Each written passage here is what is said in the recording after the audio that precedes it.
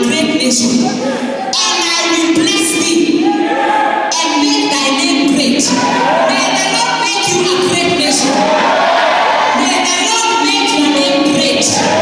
May the Lord bless you in the name of Jesus. The Bible says he told Abraham, and now shall be a blessing. I pray that when God makes you a blessing, when God blesses you, may you be a blessing. May you not be selfish in Jesus' name. I pray that anybody who comes into your life, they will be blessed because they are around you. Wherever you go, they shall be blessed because of you. Your house girl will be blessed because of you. Anybody who works for you, in your business, in your company, because you are a carrier of blessing, they will be blessed because of you. Even the plot that you live, if there was a curse hovering there, by the virtue of you taking that place, the place will be blessed. Somebody begin to declare, I am blessed, and I am a blessing in the name of Jesus.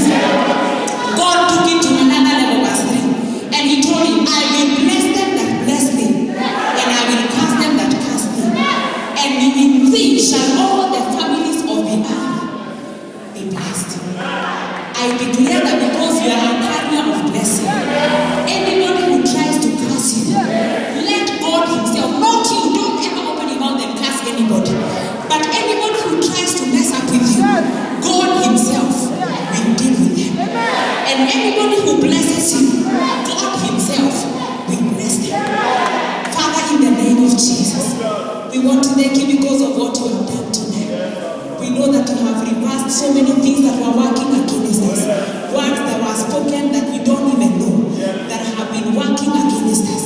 We declare they are already removed and erased. And we are now operating under a blessing. And we declare that the Abraham blessings are ours. We will be a blessed, and our names will be great. You will make us a great nation, and you're going to make us to be a blessing to those who come around us. In the mighty name of Jesus. Father, we give you praise, for it is done, it is established, and it can never be reversed. In Jesus' mighty name.